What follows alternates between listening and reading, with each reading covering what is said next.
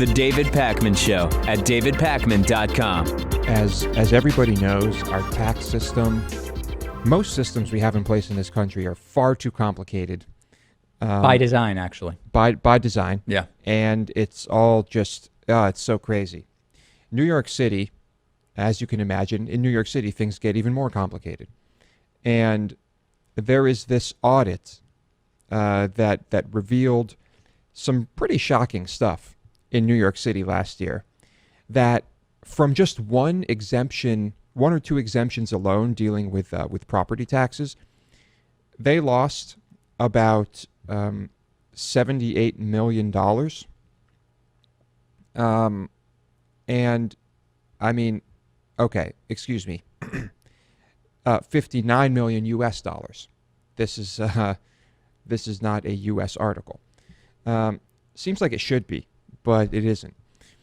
So there's this exemption that they have been giving to people who have died, and it is a property tax exemption for senior citizens who are bringing in under something like $34,000 a year. Right, 37.4. Is that it? Okay. Yeah. And so there was a protocol in place to sort of reevaluate, check up on all these people who have these exemptions every 2 years or so. And that didn't happen for 10 years.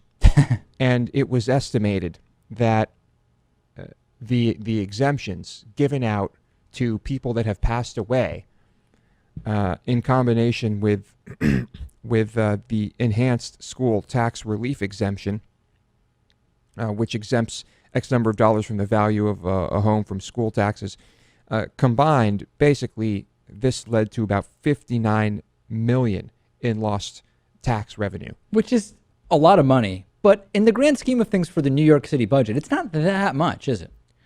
But this is just one area. Yeah, right. So think about all the places where this is happening. Sure. And now, to put it in perspective a little bit, they could have hired 700 new police officers with this money.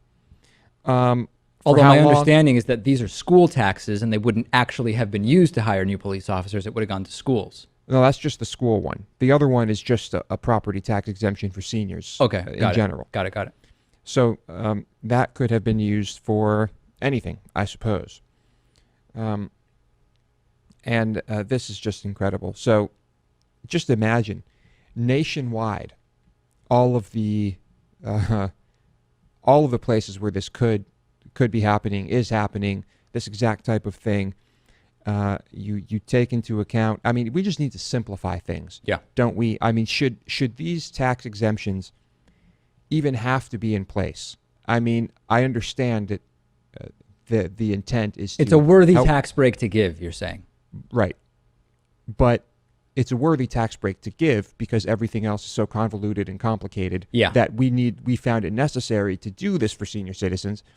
The system just needs to be completely reworked. Yeah, so as we've talked about, those companies that have the software to do taxes, they want the system to be complicated. They actively lobby against the simplification of the tax code, because if the tax code were simpler, like it is, for example, in Sweden, where you just fill out a form and basically your taxes are done, you wouldn't need TurboTax anymore, right? So these companies would lose huge amounts of money. So number one, they are making it more complex so that then you need the software which you pay for. The other problem, though, is that many of the politicians that want to, quote, simplify and reform the tax code want to do it in a way that will be really great for rich people and really not good for lower and middle class, right? They want to simplify it with a flat tax, which is completely regressive, for example, or they want to simplify it by removing things like the earned income tax credit and so on and so forth. So the real problem is we need a strong voice that wants to simplify the tax code, but not in a way that is completely regressive and disproportionately benefits the very rich. And there's not altogether a very strong voice for that is making an impact. Yeah. And you're not going to find, it's not going to happen. It's just not going to happen. I mean, we've gone this far with this type of tax code. It's not going to change. It's going to be pretty tough. It's not going to change. And unfortunately for New York, hey, I'm very happy for the people who were able to take advantage of this exemption for as long as they did. It's most of the time, all this stuff is just screwing people over. In this case, some people benefited. And only schools and police communities that want police have been screwed. So that's much nicer, which is everybody. I don't really think anyone got screwed. It doesn't seem like New York is really Short on police? cutting corners or short on police, right? It's quite well funded. Yes. All right.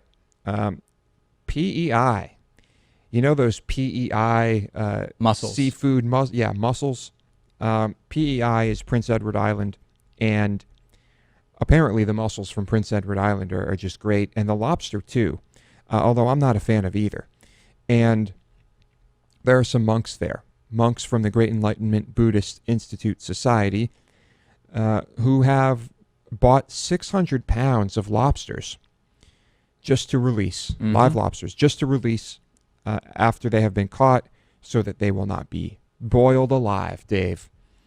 And I am curious how much this costs. How much do you think 600 pounds of lobster costs? What is that? Well, it depends if they bought wholesale, right? Because at the grocery store, lobster is typically isn't like a pound and a half lobster $20? Does anybody know? I don't eat lobster, so I don't know. But it strikes. I mean, maybe at the grocery store it's 10 or 12. You mean I don't know. wholesale? At the grocery store. At the grocery store. So maybe wholesale is less. I don't know. Is this somewhere around $5,000? Can we say it's between $5,000 and $10,000? Is that reasonable? Yeah, maybe. Yeah. All right. Well, it looks like it might be wholesale because it seems just from the pictures. Yeah. But anyway, this is a quest of compassion. Right. And they say they are not doing this to convert anyone to vegetarianism or veganism. Just cultivating compassion and thinking about animals in a compassionate way. They held a 20-minute ceremony with prayer and chant to the Buddha of compassion. They say that they had some local support and that the fishermen helped them find a good place to release the lobsters so that they have a lower risk of being captured again.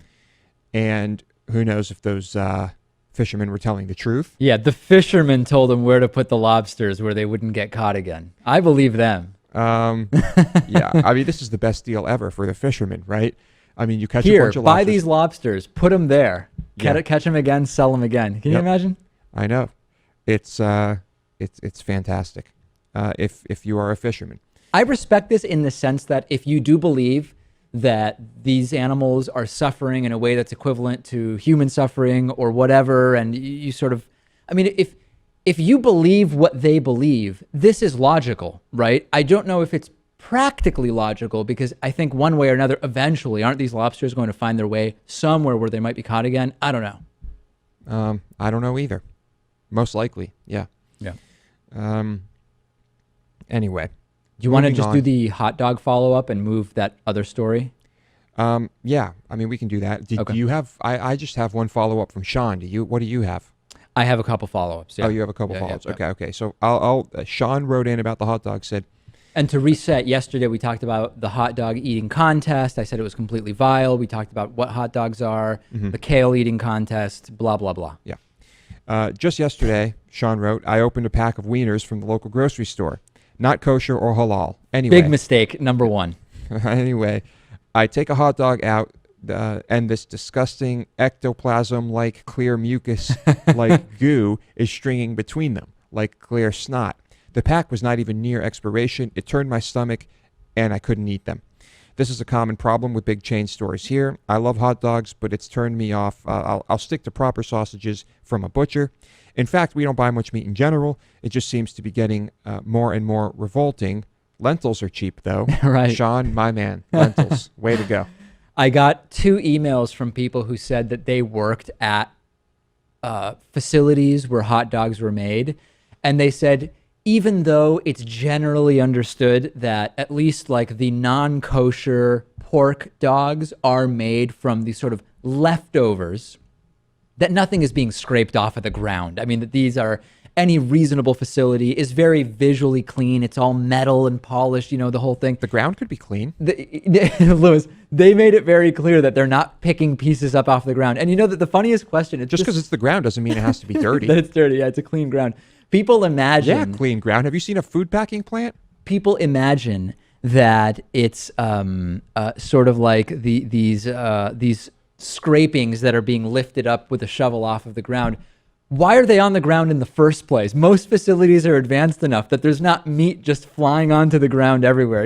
It's one of those things that visually it creates an image in your mind that you get a really strong image, Well, right? tuna scrape is real. It's all dirty, and but it's not physically coming off of the ground. It's just what is being scraped off of portioned fillets. It's like the little end pieces. It's like also coming off the ground.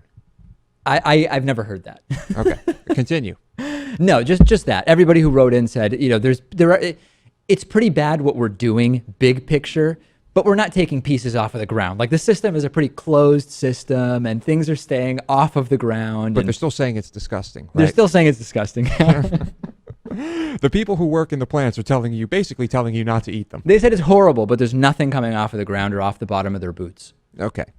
Well, that's fine. The cow anuses are going straight into the casing, and the cow anus never touches the ground. Nope, it's been completely elevated. Okay, good. I'll be damned if I'm going to eat a dirty cow anus.